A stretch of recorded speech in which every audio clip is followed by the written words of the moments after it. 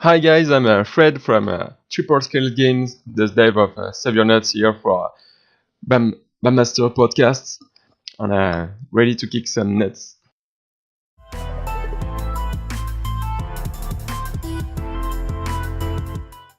Alright, let's get this party started. Hello guys and welcome back. My name is Bam Havoc. As always, I have a wingman. Today's wingman is Draconis, and we have some people to talk to you about nuts. Yes, yo nuts, bruh. Drac, say hi. Hello. Oh, I swear to God, it's like someone's kicked me in the testicles. My nuts, bruh.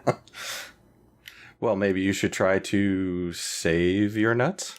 Oh, bro, the segue is amazing. Fred, say hi. Guys, Fred is a developer for Save Your Nuts. Fred, please say hello.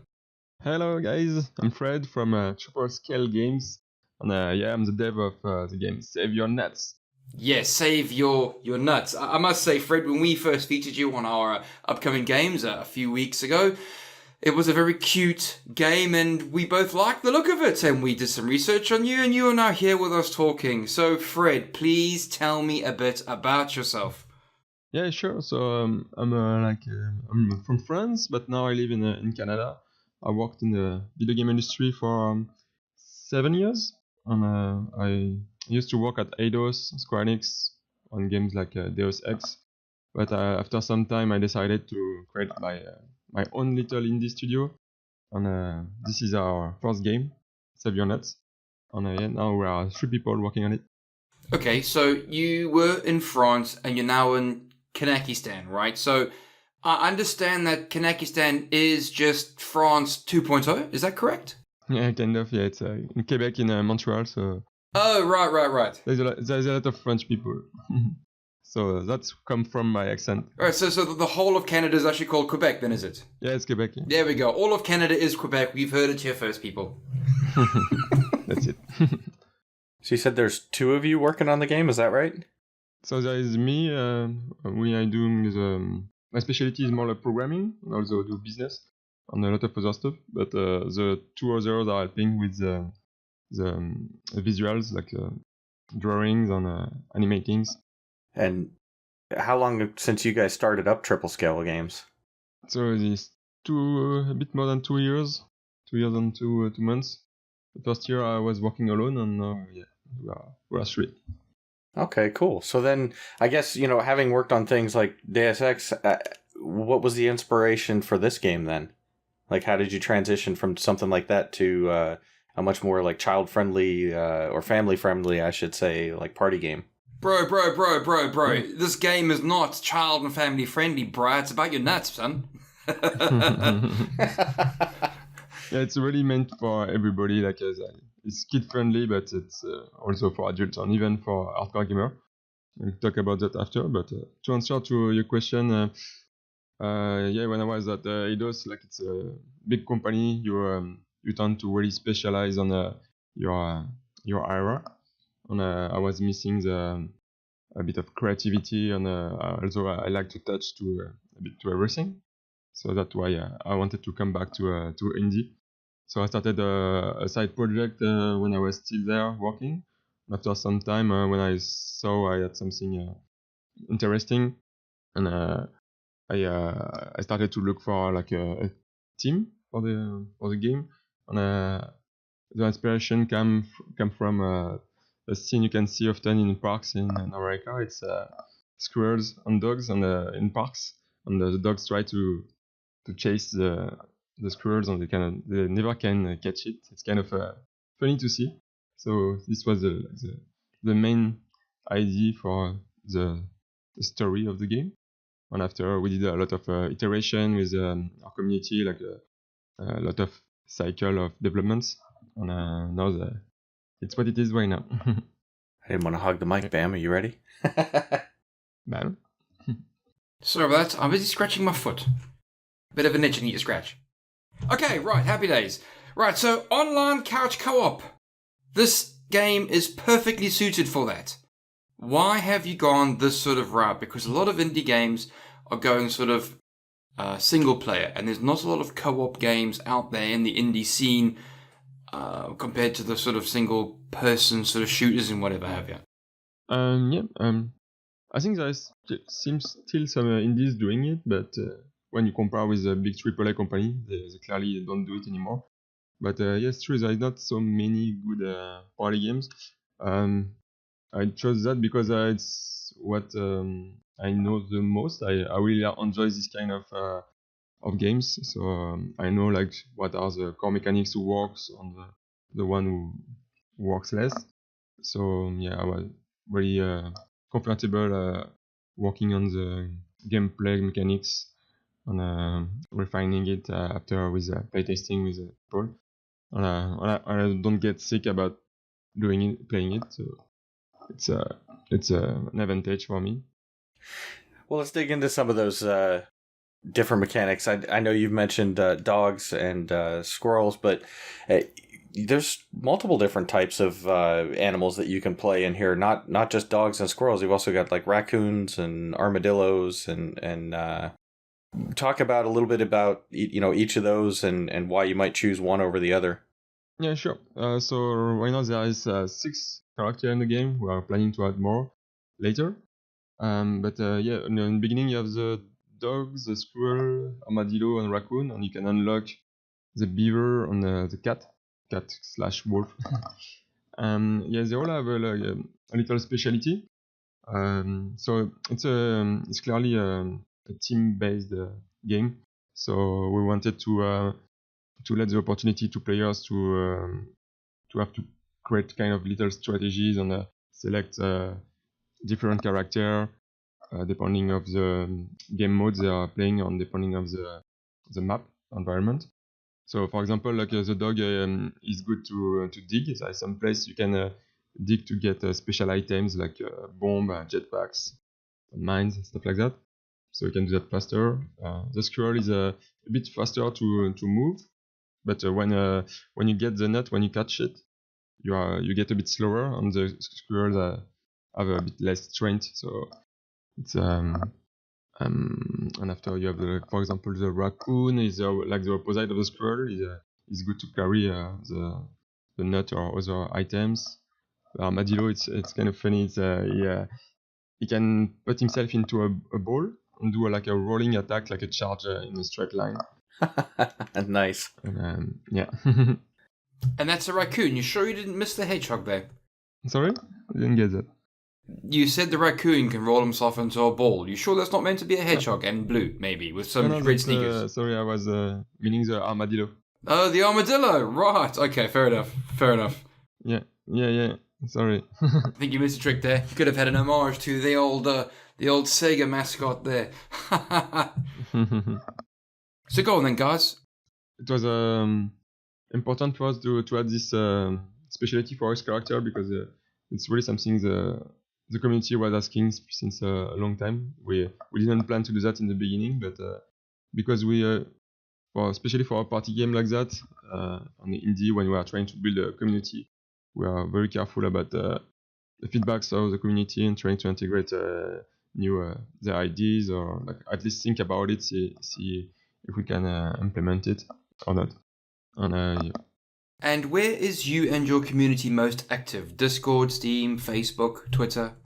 So yeah, we are present on Facebook, Twitter, but where we can really talk to them is more like on Discord, and we are also planning to use a lot of the community hub of Steam. Started to set up the forums and everything, like if people find bugs, for example, there is a button directly in the game. They can type, they can describe it without having to quit the game. And yeah, so I would say Discord on Steam. Okay, cool. Discord and Steam. Happy days. How have you found Steam? I hear Steam is a landmine covered in turds because it can be amazing and your game can explode and everyone enjoys it, or it can be a pile of turds and then the minute you step a foot wrong, they all jump down your throat. Yeah, it's true. It's like there's so many games releasing every day. It's quite a challenge for indie companies to get noticed. That's why we waited to have a game not completely finished because it's going to be early access, but it's already stable and there's a good experience.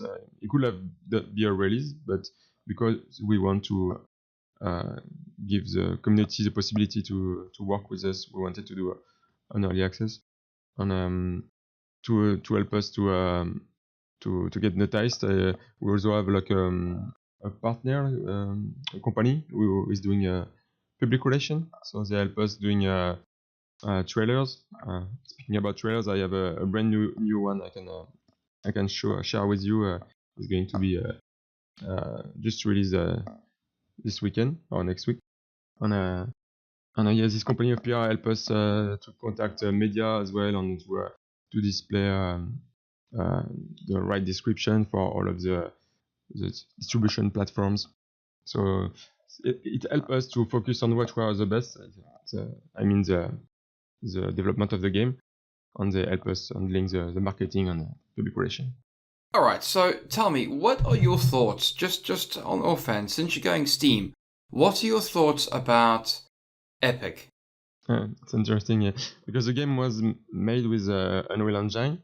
It's I think we are referring to the Epic Store, right? Yeah, it's correct. Yeah. It's really interesting because especially when you made the game with Unreal, you don't have to pay the royalties. Normally, a developer have to pay like 5% of royalties to Epic because the engine is a very powerful tool.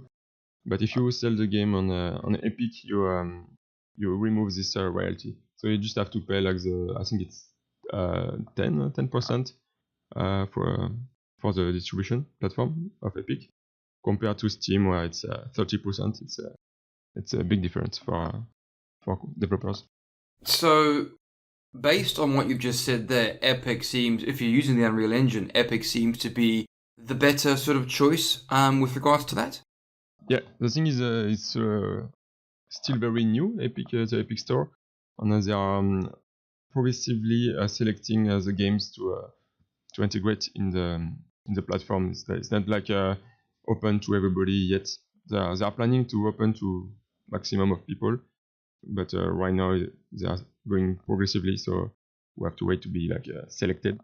And Steam, which is of course much older platform, they changed before there was also a selecting process with green light, but now it's over.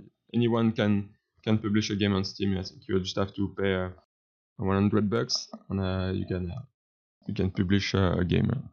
Well, and I saw recently, since we're talking about different game stores, that Discord was going to be enabling an option where you'd be able to sell the game directly from your own Discord server. Have you seen that or looked into that at all yet? Yeah, actually, I was checking that recently. We are probably going to be on Discord as well.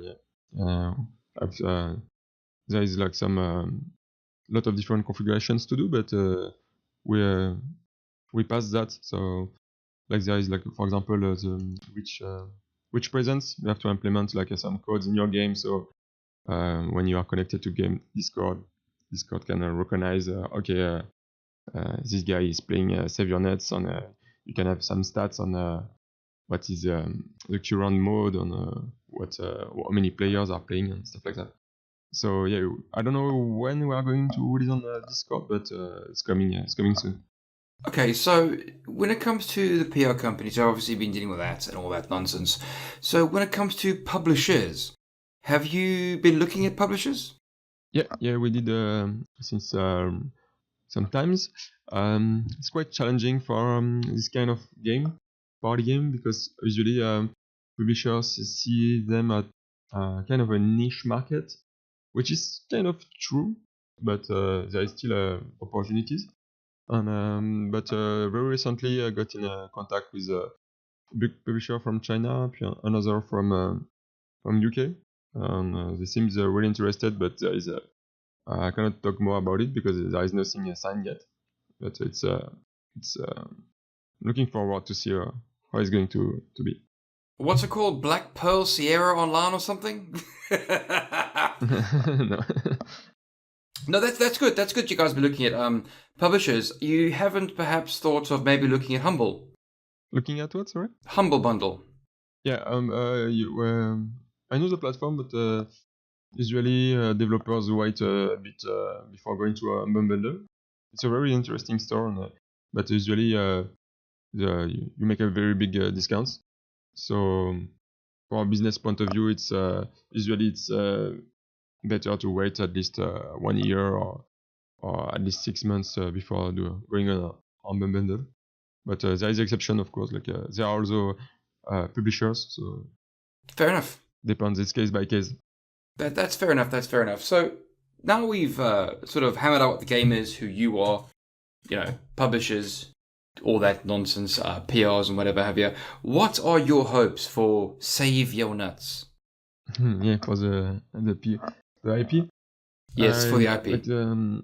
We are trying, we are planning to do, like I say, early access, and after release, it's going to be going also on consoles, Switch, Xbox, and maybe a PS4.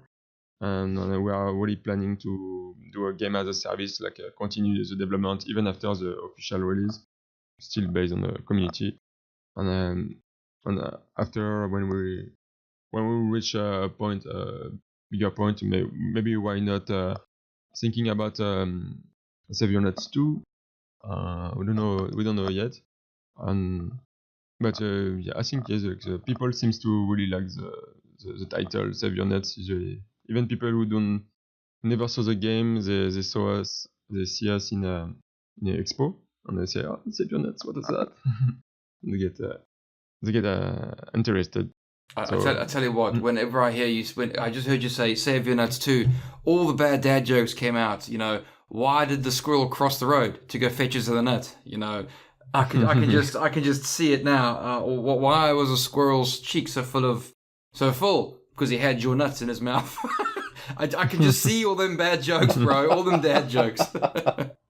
Yeah, we were trying to make some double meaning jokes like that, but we really want to keep the game for everybody, or even for kids. So it's interesting because trying to make it's kind of a bit nasty humor, but still it's soft enough so kids are okay with it, even if they understand or not. And also adults have fun because they understand the double meaning.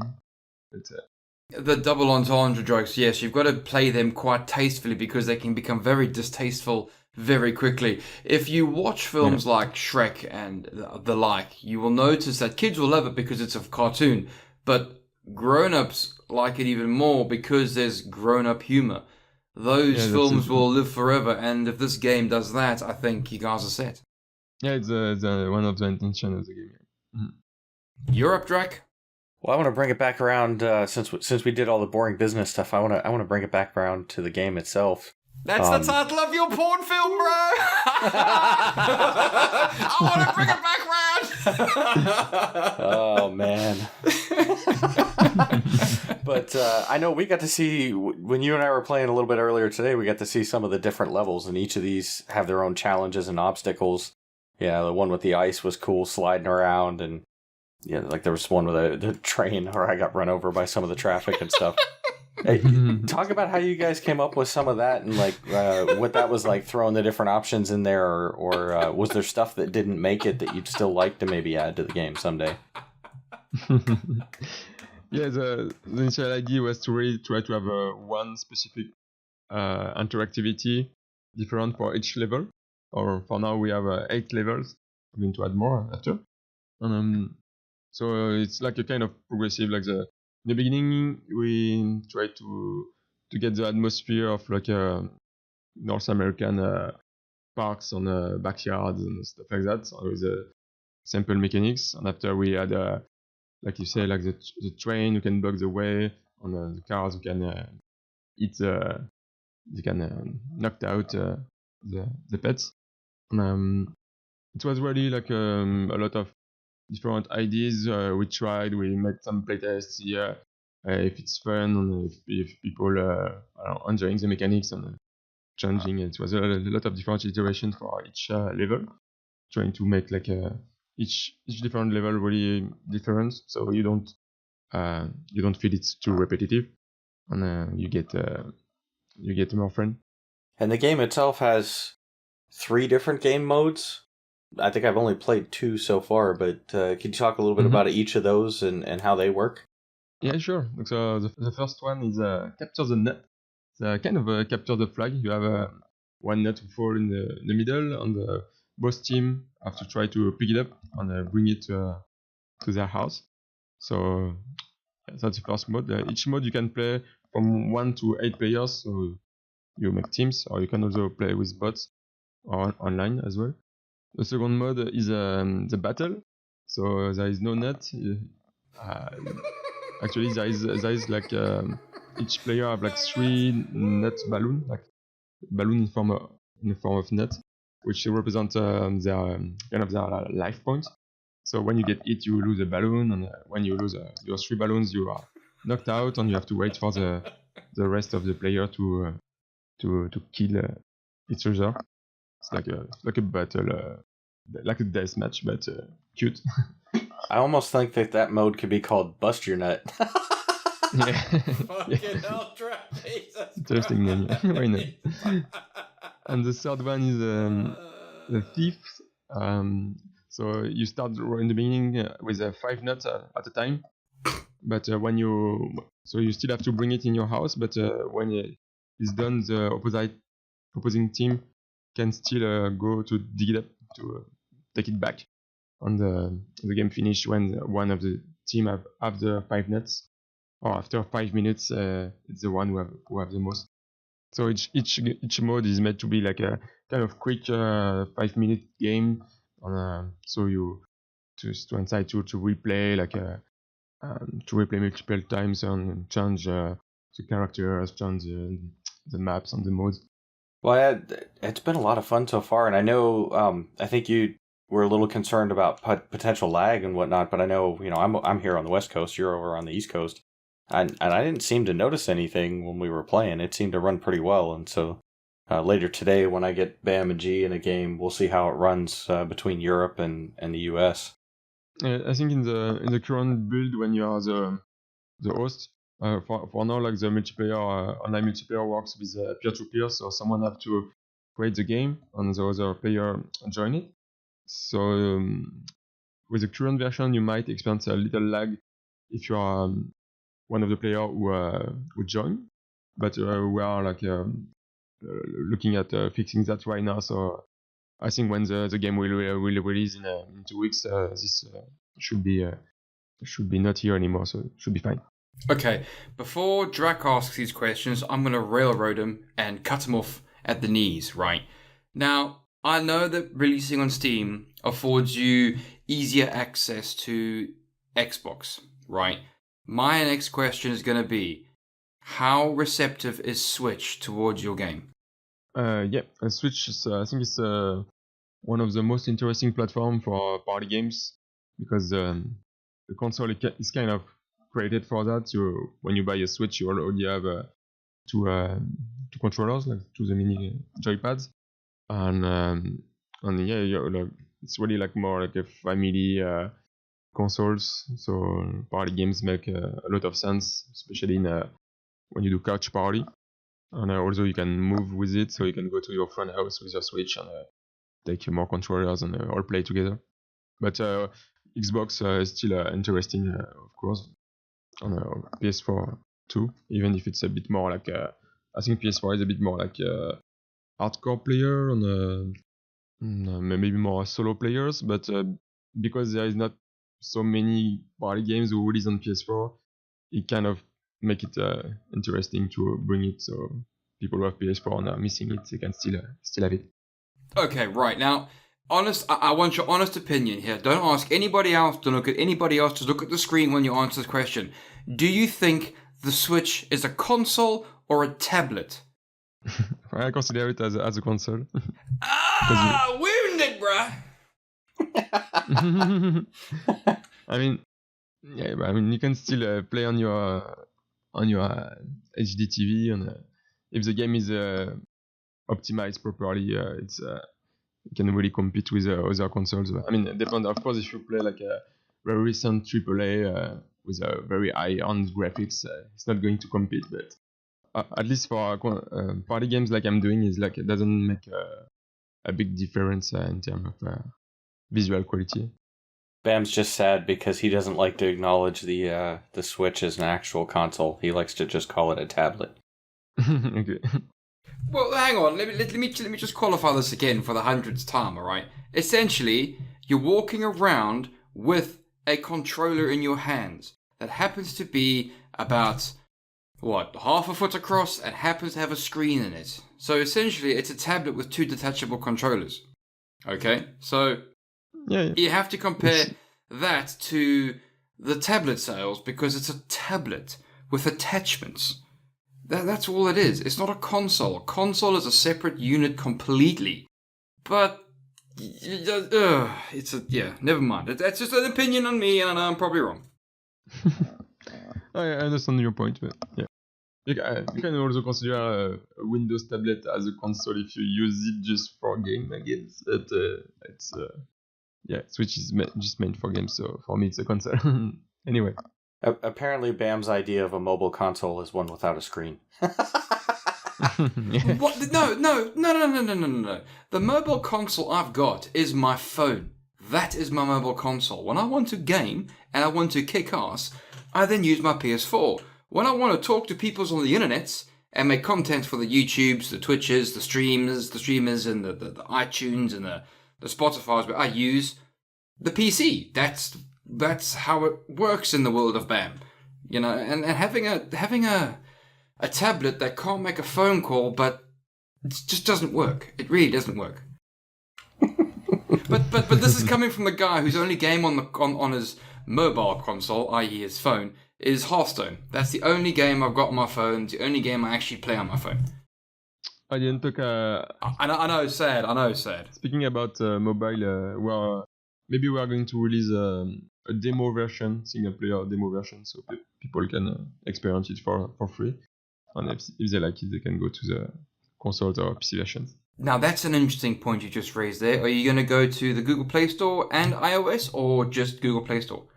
Not sure yet. For now, we are working on Android versions, and because there are also some people who publisher contacted us to maybe doing a streaming version. So we are like, but for now it's just like experimenting, so it's not for sure. But if we are able to do it, we will try to do it at least for Android. Brilliant. So just to go over this one more time, I'm a new person on Steam. I've come across your game. How do I go about contacting you guys to tell you about my experience of the game and so on? Yeah, so the easier way is like when you play the game, and when you're in the menu, there is a report a bug button. You can go link you straight to the forum. The forum, there is different categories. There is like a bug section, but you can go to discussions. So you can send message there to contact us, or you can use our Discord server. And you can even send an email. If you go to our website, triplescalegames.com, there is a contact us where you can write directly an email. And we want to be ready to respond quickly to the community and to help them as much as we can. Yes, because this community are essentially your testers, your moderators, and so on and so forth. So yes, you need the community as much as anything else, really. Mm-hmm. And we really value what they bring, like the feedbacks and everything. It really made the game already so much better than initially. So most of the feedback you guys have gotten so far, has it been positive? And is there things or suggestions from the community you've been able to implement into the game?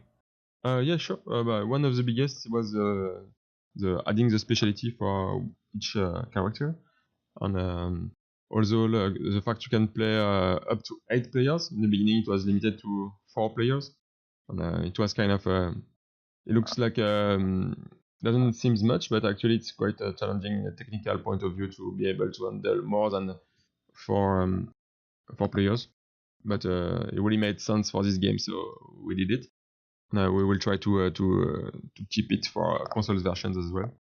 And the community also sometimes find bugs, so they help us for the overall quality of the game. And so I know you mentioned that the game was coming out in 2 weeks. Do you have a specific release date yet that you guys are ready to talk about, or not yet? Yeah, we do have a specific date, but our PR agency asked us to hold until next week to announce it. So we will know next week. Okay, excellent. So the game is Save Your Nuts. Also bring a new trailer on the new one. The current one is a bit old. The new one is much better now. We're also doing another video is going to explain a bit more about the background, the story, why squirrels and why dogs are trying to chase these nuts and everything. It's going to be quite funny. Oh, okay, that's cool. You guys are going to add a story to it. Excellent. So the game is Save Your Nuts. It'll be out towards the end of April. We'll stay tuned for a release date. This is a really fun party game, so we look for the... we're going to put up some YouTube footage in the background when we release the episode this week. So you'll be able to see us running around trying to beat each other up and steal each other's nuts. Title of my porn film, bro. So, Fred, I'm going to ask you this question. As G is going to be editing this, and whenever G edits audio as per contract, subsection 1, asterisk B, hashtag, I got to do it now. I've got to ask this beer and bacon question time. Right. Fred, I happen to know you are from France and you live in Quebec. I know Quebecians have a special store of maple syrup and massive warehouses. So here we go. Beer and bacon question time. How do you like your bacon? And how do you like your bacon cooked? Also, what beverage, be it alcoholic or fruity, would you like to accompany said bacon dish? So for the bacon, I'm not a huge specialist of bacon. I don't eat so many, but I like fried mixed with. I don't eat that the morning. It's more like for dinner or for lunch. I like it in the poutine. I don't know if you know poutine is like. I know poutine. Poutine is absolutely delicious. Yeah, very traditional Quebec French fries, gravy, and cheese and sauce. And for the beverage, I really like. I'm from France, so I'm supposed to enjoy more wine, but actually I specialize more in beer. It's kind of nice in Quebec. They have a lot of different micro breweries, a lot of stuff to experiment in. Brilliant. Nice. There we go. Bacon for breakfast with a beer. There we go. That is how you meant to do it. Yeah, that's how you make games. He's not wrong. That is exactly how you make games. Drink your beer, have your bacon, make the damn game. That's how you do it. This is the part where we try to talk him into putting a bacon power up into the game, right? Oh yeah, or get a pig, get a little piglet with the bacon. Oh yeah, you got to do it, bro. Get a little piglet in there. Do it. This is where we talk you into doing it. Actually, it's something we kind of tried. It was not bacon, but it was like a piece of meat on a piece of vegetables. And depending if the animal is like a vegetarian or carnivore, yeah, the different effects. But actually, players were kind of confused. They didn't really get it. So we removed it. But if we might bring some more power, but some other power ups. We're open to suggestions.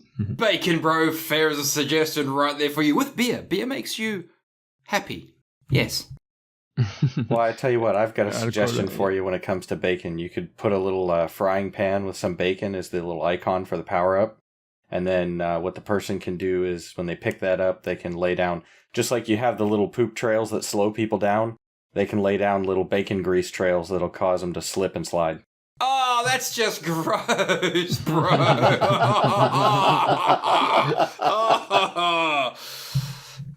You also have the coffee when you, it's kind of funny to see the squirrels with nicotine. I forgot the name, like the very fast outbeating squirrels running everywhere. It's kind of funny. Yep. Are you talking about that film from? Was it called Over the Hedge with that squirrel who had that like Red Bull and it just went nuts and time slowed down? That's what it was it? Kind of that, yes.